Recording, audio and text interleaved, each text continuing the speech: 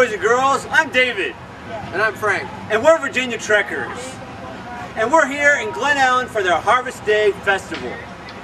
Today you're going to see molasses making, corn husk or decobbing of corn, tobacco harvesting, and lots of other cool stuff.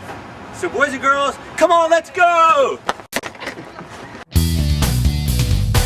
One very important crop they grew in Meadow Farm was sorghum. Getting popular in the South, particularly on everything came out of the work between the states. Because the Yankees had blockaded all the ports coming into the South, so they couldn't get any sweetener. This machine, run by horsepower, would squeeze the juice out of the sorghum, and then it would be collected in a bucket, and they would boil it and turn it into sugar. But sorghum wasn't the only sweetener they had available in the South. Hello boys and girls, I'm David and I'm here taking care of the bees right now. And I have to wear this outfit so I don't get stung. The only place the bees can sting me is my hands. Now, these bees, farmers would keep bees back in those days to make honey. They didn't have sugar in those days. And so honey was used to sweeten like their cakes and their cookies and things like that, or their tea. Besides tea, they'd also drink milk, coffee, and fruit juice. They grew apples on Meadow Farm. Fresh apple cider, straight from the press. Cheers. Alright, we're at an apple press. At the end of the season, they would take all the apples, drop them into here, and then use this big wheel and axle, a simple machine, turn it, and it's crushing all the apples. It's turning it into juice, which comes down into this bucket here. They use another simple machine. Look, a wheel and axle and a screw at the same time, and they keep turning this and turning this and turning this, and press all the apple bits into juice. It comes out right here down at the bottom. But perhaps the most important crop that they grew at Meadow Farm, and a lot of farms in the Piedmont region, was tobacco. Alright boys and girls, here we are at the tobacco farm, and tobacco was very important in Virginia. It was one of their prime economic resources, one of their natural resources they used. Now what they would do is they'd take the leaves and they'd tie them up into ropes like this to smoke or chew, and then if they wanted to sell them, they'd pack them up in big biscuits like this. And when they go to the store and they have to buy the biscuit, the tobacco biscuit, they just put it in the machine and they'd cut off a certain amount. And they just go, and then you have a nice little piece like that. So this is a tobacco curing place. Now, if you were going to bring the camera around and show you what it looks like inside. And in here is where they cure the tobacco. Can you see it? So they kind of hang it up in there to dry. 6 days. 6 days. So it's nice and yellow and leathery. Corn was another important crop that Dr. Shepard grew. Corn, once it was dry, they take the cobs, take the husk. They are, right here. Taking all the kernels off the cob, turning into feed for the animals on your farm. No, you just leave it. Why don't we go to And then your cobs and your husks were used for compost, which were put back in the soil for next year's crops. We've seen a lot of cool tools they used back in those days on a farm. This table is full of some more cool tools. Let's see if you can find the simple machines in each one. Hello boys and girls, this is the way that they used to do eggs back in the olden days. Before they had those beaters, this is how they would do it. And what kind of simple machine is that? That's right, it's a wheel and axle.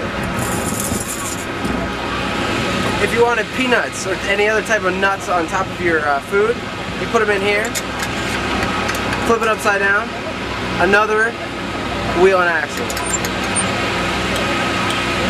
And look at this awesome machine. I'm not really sure what it does, but those are powerful gears there. We later learned that this was an apple peeler. Alright, what tool is this? What simple machine? That's right, 2 levers put together, and then we have an ice grabber, ice pick, so you can move big blocks of ice. Hey boys and girls, here we are inside the wood shed.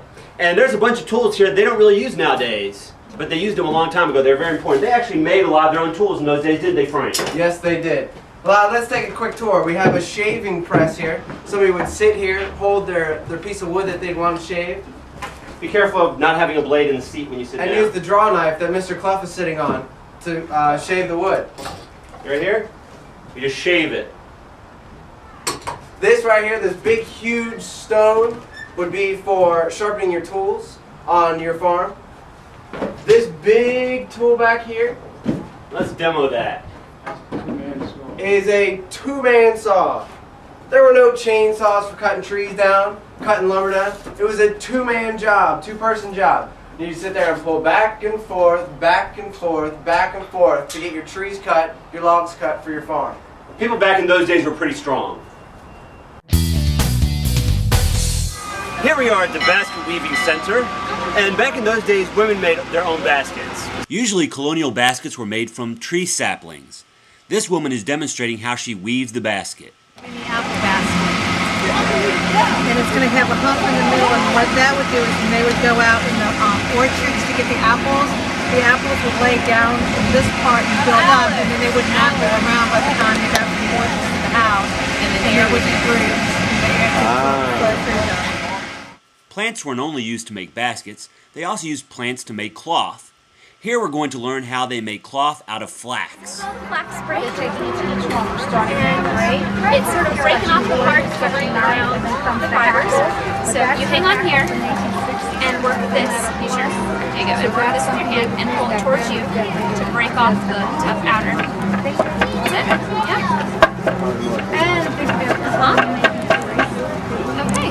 After breaking the flax, they would scotch the flax with a wooden scotching knife to get rid of the straw. And the next step was to run it through the hackles. There were different size hackles for getting rid of different size pieces of straw. This is a real small hackles. And this is a bigger, sharper hackles. And the last step was to turn the flax into thread using a spindle. These ladies are demonstrating how to use it because we weren't allowed to, and we didn't know how to use it anyway. Next stop is the blacksmith shop. This is where they made their own metal tools and instruments. Here you can see the blacksmith's apprentice using a lever to pump air through the bellows into the fire. This kept the fire nice and hot so that they could heat up the metal and mold it into different shapes. Down on the fire. What we're doing now is heated the metal to make it easier to bend, easier to work. He's hammering it on the anvil. So we've seen how they had to make a lot of their own things on the farm. Now let's visit his house. This house is actually owned by Mr. Shepard, and he was alive during the Civil War. That's right, boys and girls, during the Civil War when Abe Lincoln was president. And he was a physician. He would actually come to your house if you were sick. You didn't have to go anywhere if you were sick. Dr. John Shepard lived with his wife and 9 children at Meadow Farm. During the Civil War, the Union troops marched right through his land. The 2 sons lived in this room. Under the bed is the chamber pot. There are no bathrooms in this house. If you were sick or it was bad weather, you got to use the chamber pot. Then in the morning, the servants threw it out. If it was bad weather, you had to go out and you could do good weather into the woods. The teacher lived with them in this room.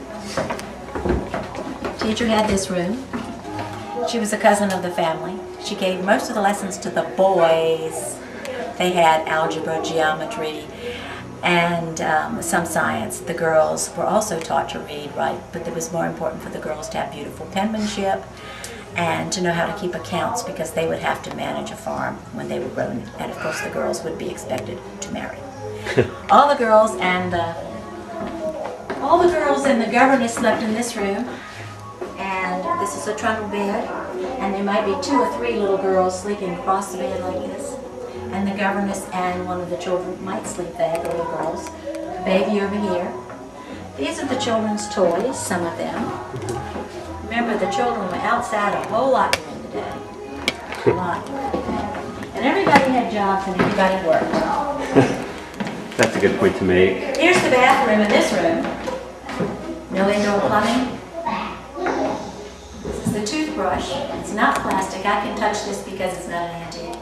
This part of the toothbrush is made from the bone of a cow, and the bristles are from a pig hair. Wow. And Dr. Shepard budgeted for his family 1 toothbrush a year. Not 1 toothbrush for each person, but 1 toothbrush. Yeah. Mommy, daddy, 9 kids. And you had to brush your teeth once a week, whether they needed it or not. This is the bathroom, water in here. Pour the water from the pitcher into this. Every morning, wash face, hands, neck. Once a week, bath.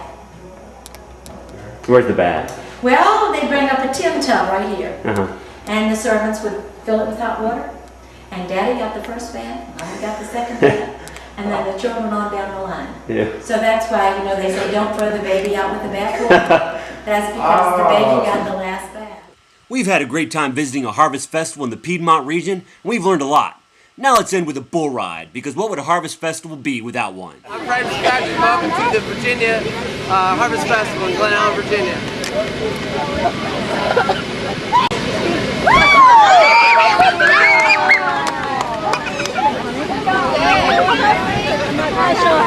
Go for it.